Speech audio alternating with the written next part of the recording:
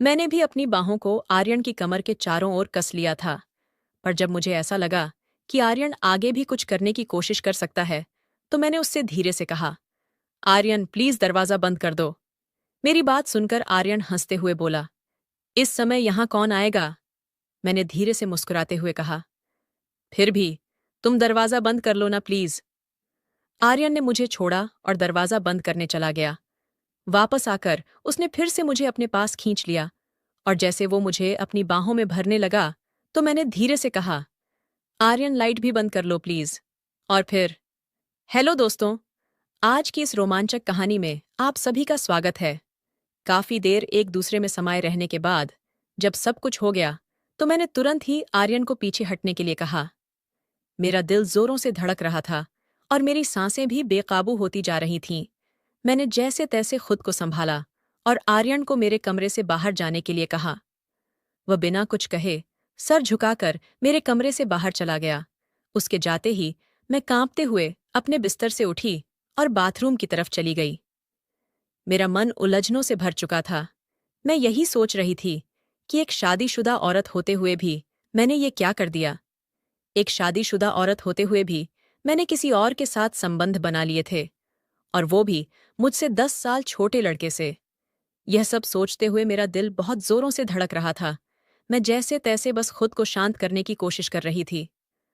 जो हुआ वह नहीं होना चाहिए था, लेकिन अब ऐसी परिस्थिति में मैं और कर भी क्या सकती थी। मैंने बाथरूम में खुद को साफ किया और खुद से एक वादा भी किया कि मैं अब से बहुत ही सतर्क रहूंगी। नहाने के बाद मैंने अपनी साड़ी पहनी, अपने बालों को ठीक किया और अपने बिस्तर पर जाकर लेट गई। पूरे दिन की थकान और उलझनों ने मुझे इस कदर थका दिया था कि मैं कब सो गई मुझे पता ही नहीं चला। रात के करीब 12 बजे हमारे मैनेडोर की घंटी बजी।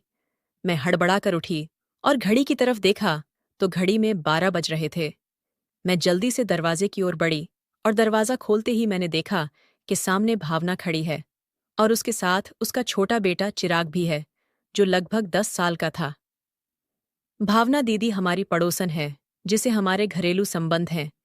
मैंने हड़बड़ाकर पूछा, भावना दीदी, आप इतनी रात को यहाँ क्या कर रही हो? सब ठीक तो है ना? भावना दीदी ने जवाब दिया, प्रिया, मेरे पापा की तबीयत बहुत ज्यादा खराब हो गई है। हमें अभी अभी खबर मिली है और हम तुरंत ही वहां जा रहे हैं। क्या तुम 2-3 दिनों के लिए चिराग को अपने साथ रख सकती हो? ये तुम्हें बिल्कुल भी तंग नहीं करेगा और हम जल्दी ही वापस लौट आएंगे। मैंने तुरंत कहा, कोई बात नहीं दीदी, यह भी तो आपका ही घर है। आप बेफिक्र होकर जाओ और चिराग की बिल्कुल भी चिंता मत करो। मैं इसका पूरा ध्यान रखूंगी। भावना दीदी ने चिराग को मेरे पास ही छोड़ दिया और जल्दबाजी में चली गईं। मैंने दरवाजा बंद कर लिया और चिराग को लेकर अंदर आ गई। मैंने चिराग के लिए टीवी ऑन कर दिया और उससे पूछा, चिराग क्या तुमने खाना खाया है? वो बोला, नहीं आंटी, अभी नहीं खाया है। मैंने मुस्कुराते हुए कहा, अच्छा तुम तब तक टीवी देखो, मैं अभी तुम्हारे लिए खाना लेकर आती हूँ।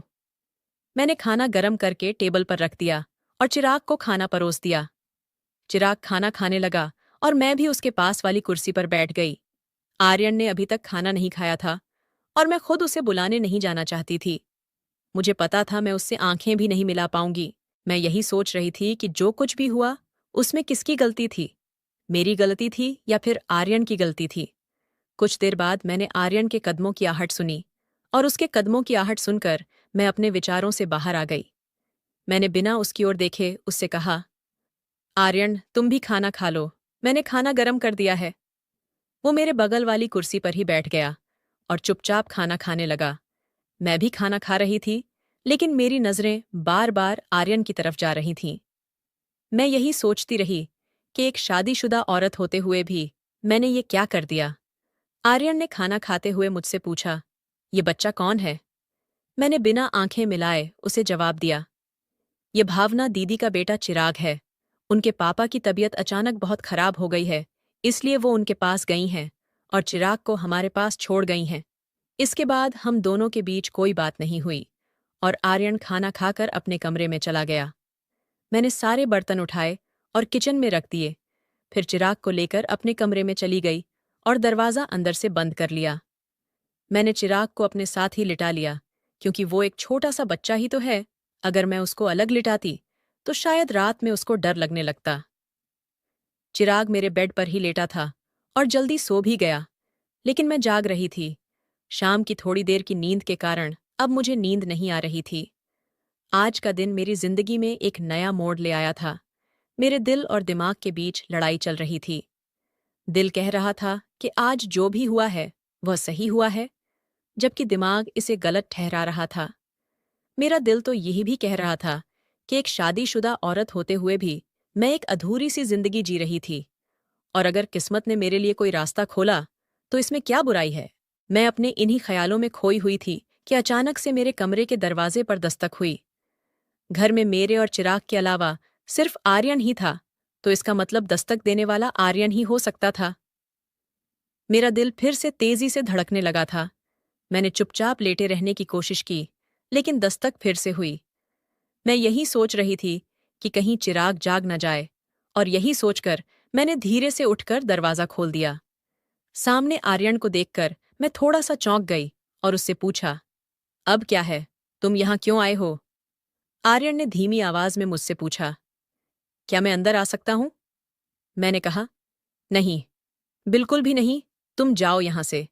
और इतना कहकर मैंने दरवाजा बंद कर दिया। मेरी सांसें तेज रही थीं और मेरे दिमाग में कई सवाल उठ रहे थे। मैं सोचने लगी कि ये अंदर क्यों आना चाहता है? क्या वो फिर से मेरे साथ कुछ गलत करना चाहता है? नहीं, ऐसा नहीं हो सकता। चिराग भी तो मेरे कमरे में है, और एक बार जो गलती मुझसे हो गई वो मैं दोबारा नहीं दोहराऊंगी। अब ऐसा कभी भी नहीं होगा। लेकिन तभी मेरे दिल के कोने से एक आवाज आई, तो क्या हुआ अगर ऐसा हो भी गया? आखिरकार सबकी जिंदगी में ऐसे मौके आते हैं। अब जब एक बार सब कुछ हो ही चुका है, तो अगर दोबारा भी हो जाए तो क्या फर्क पड़ जाएगा? पिछले कई सालों से तुमने अपने आप को रोक कर रखा है, और अब जब मौका मिला है तो इसे गंवाना ठीक नहीं है। जिंदगी ऐसे मौके बार बार नहीं देती। मैं बिस्तर पर बैठी इन्हीं ख्यालों में डूब चुकी थी कि अगर मौका मिला है तो क्या इसे छोड़ देना चाहिए? आर्यन तो अभी जवान है, उसकी जिंदगी में तो ऐसे मौके और भी आएंगे, लेकिन मेरे लिए मेरे पास तो बस यह एक ही मौका है। क्या मुझे अपनी जिंदगी जीने का हक नहीं है? मैं इन्हीं विचारों में उलझी हुई थी। मेरे दिल और दिमाग के बीच जंग हो रही थी। आखिरकार मेरे मन की आवाज ने मेरे दिल की आवाज पर जीत हासिल कर ली। मुझे आर्यन के प्रति अपने पिछले व्यवहार के बारे में सोचकर अफसोस सा होने लगा। मैंने उसे बहुत ही गुस्से से अपने कमरे से भगाया था, और इस बात का मुझे बहुत ही दुख हो रहा था। मैं मुस्कुराते हुए अपने बिस्तर से उठी और अलमारी में से एक आकर्षक लाल रंग का जोड़ा निकालकर पहनने का विचार किया, और फिर बाथरूम में जाकर कपड़े बदल दिए। कपड़े बदलने के बाद मैं अपने कमरे में आई, और कमरे में आकर मैंने अपना हल्का फुल्का सा मेकअप कर लिया। मैंने अपना लाल रंग वाला जोड़ा पहन लिया था और ऊंची हील वाली सैंडल भी पहन ली थी। मैं बहुत ही सुंदर लग रही थी, और मैं यह सोचकर मुस्कुरा रही थी कि अगर आर्यन मुझसे नाराज भी हो गया होगा तो वो मुझे इस तरह देखकर बहुत ही खुश हो जाएगा।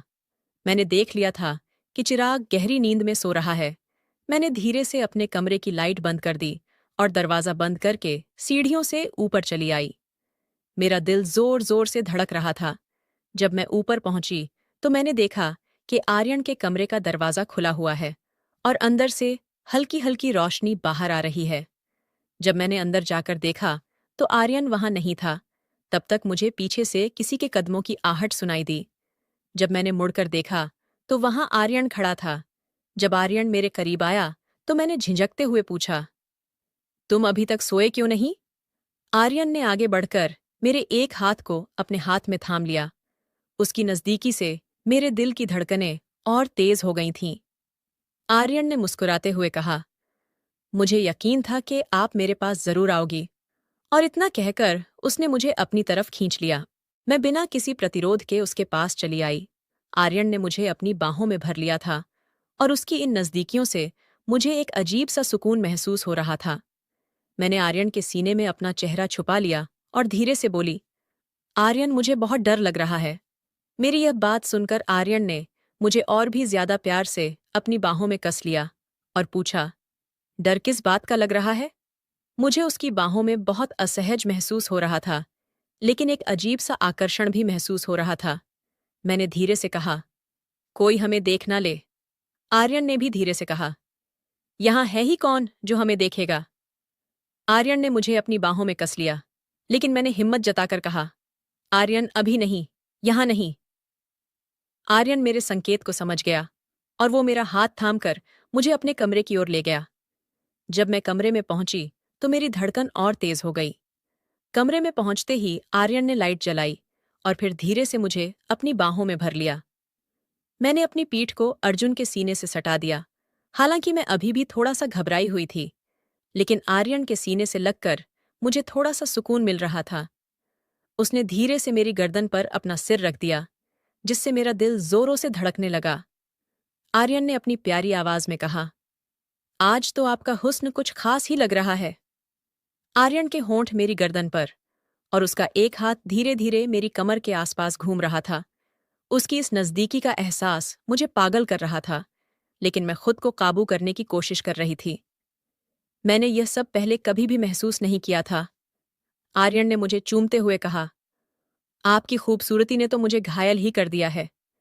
फिर उसने अपने हाथ में पकड़े हुए ग्लास को मेरे होठों के पास ले जाकर कहा, इसमें जो भी है वो थोड़ा सा पी लो।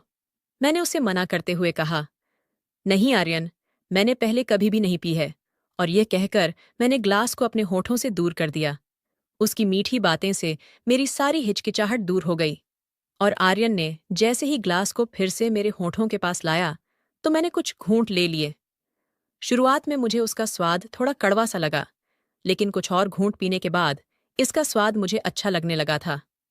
इस दौरान आर्यन एक हाथ से मेरे कंधे को हल्के से छूते हुए धीरे धीरे ग्लास में मौजूद सारी शराब मुझे पिलाता रहा। थोड़ी देर में तरफ देखते हुए बोला, आज तो आप बहुत ही सुंदर लग रही हो। इन हाई हील्स में आपके नाजुक पैर बहुत सुंदर लग रहे हैं। अब धीरे धीरे मुझे भी शराब का असर होने लगा था। अपनी तारीफ सुनकर मैं पहले तो थोड़ा सा झिझकी, लेकिन फिर मुस्कुराते हुए बोली, तो किसने रोका है? अपनी सारी चाहत पूरी कर लो। इतना सुनते ही आर्यन ने मेरे पैरों को बड़े सम्मान के साथ हल्के से छुआ। ये सब देखकर मुझे यकीन ही नहीं हो रहा था कि कोई मुझे इतनी गहराई से पसंद कर सकता है कि मेरे पैरों को भी इस कदर से सराह रहा है। आर्यन ने मुझे अपनी बाहों में लेकर हल्के हल्के मेरी गर्दन पर चुंबन देना शुरू कर दिया। मैं भी आर्यन की बाहों में एक सुकून महसूस कर रही थी। शराब का हल्का हल्का असर मेरी खुशी को और भी बढ़ा रहा था। मैंने भी अपनी बाहों को आर्यन की कमर के चारों ओर कस लिया था। पर जब मुझे ऐसा लगा कि आर्यन आगे भी कुछ करने की कोशिश कर सकता है, तो मैंने उससे धीरे से कहा, आर्यन प्लीज दरवाजा बंद कर दो। मेरी बात सुनकर आर्यन हंसते हुए बोला, इस समय यहां कौन आएगा? मैंने धीरे से मुस्कुराते हुए कहा, फिर भी तुम दरवाजा बंद कर लो ना प्लीज। आर्यन ने मुझे छोड़ा और दरवाजा बंद करने चला गया। वापस आकर उसने फिर से मुझे अपने पास खींच लिया और जैसे वो मुझे अपनी बाहों में भरने लगा तो मैंने धीरे से कहा, आर्यन लाइट भी बंद कर लो प्लीज। लाइट बंद होने के बाद हम दोनों एक दूसरे में समा गए और सारी रात ऐसे ही गुजर गई। अब मैं अपनी जिंदगी में खुश थी कि मुझे अकेले इतनी बड़ी जिंदगी नहीं गुजारनी पड़ेगी। कमेंट करके ज़रूर बताइएगा कि आपको ये कहानी कैसी लगी। अगर आपको ये कहानी पसंद आई हो तो इसे लाइक करें और अपने दोस्तों के साथ भी शेयर करें। आगे भी ऐसी रोमांचक कहानियों के लिए हमारे चैनल को सब्सक्राइब करें और बेल आइकन दबाना न भूलें।